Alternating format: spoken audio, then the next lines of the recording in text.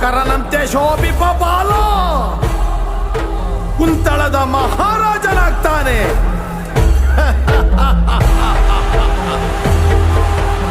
ವಿಧಿ ಹಣೆಯ ಬರಹವನ್ನ ಬದಲಾಯಿಸುವವ ದುಷ್ಟ ಬುದ್ಧಿ.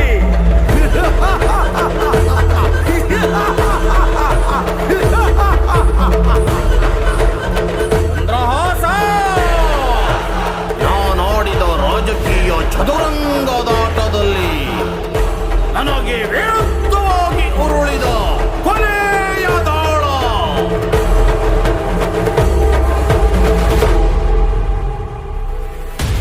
ಇದು